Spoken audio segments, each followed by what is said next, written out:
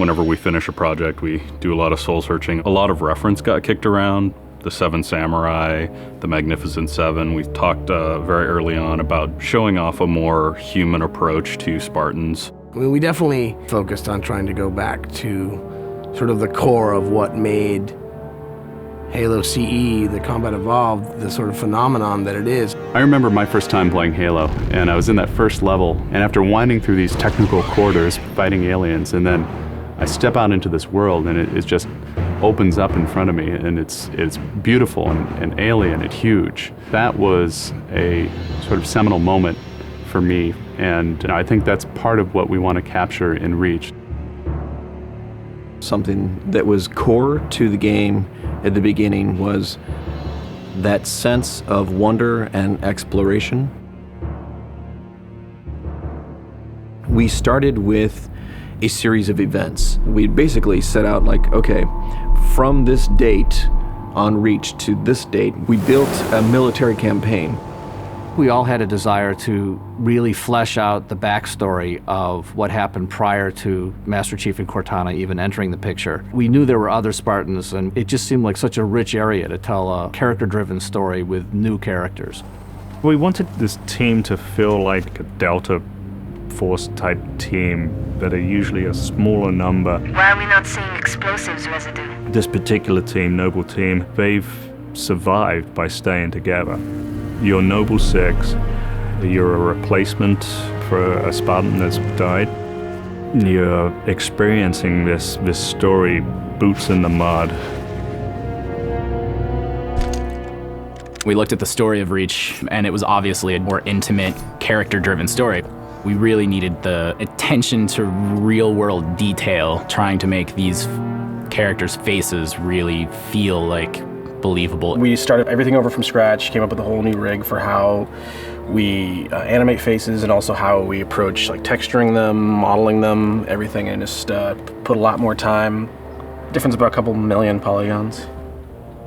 We absolutely want Reach to tell a human story, and that's going to require us to invest significantly into higher fidelity models, much more open environments, larger numbers of AI than ever before in a Halo game. To pull off the vision for what we had for this game, we ended up gutting almost every part of the engine, retooling things to make it run faster, to make it run better, it looked better. We had to throw out all of our technical systems. We had to then throw out the content that went with it because that content didn't represent the new bar we were going for. Copy that, on our way. Don't need command to tell me. Been on hers half my life. Let's shoot it.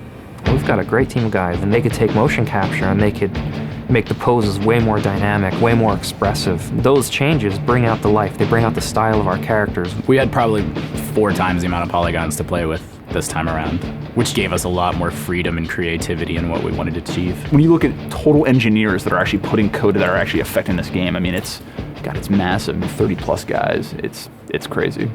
When you shoot a rock face, you'll see sparks, rock chips, dust. In Halo 3, we had a maximum of 100 colliding particles. In Halo Reach, we have thousands. We've got much more customizable Spartans than we've ever had in the past. The number of polygons we can draw at one time has skyrocketed. It's changed the way we build things up close as well as out far. This is where Noble Team arrives, and then you're going to work your way down, all the way down these terraces. Big open environments, epic skyboxes. These are things that are quintessential to Halo. Like, we're building a planet that exists 500 years from now. We want to build spaces that you want to explore. We want to put twice as many characters, vehicles, and weapons into that environment. That's going to require massive improvements to the way we handle our artificial intelligence in the game. We now can put so many AI in an encounter that you can put 4 Spartans, the player, 8 Marines against 30-ish Covenant, and that's an actual serious challenge. Bringing the elites back was something that was really a true joy for us because they're such an awesome character to fight. What if the Spartans and the soldiers don't actually understand what the aliens are saying? What's that going to feel like? What if we can get back to having the aliens feel really alien and threatening? these people and this planet and this story deserve something new and different. Just a different underlying sense of tragedy, heroism. We're rebuilding everything from the ground up.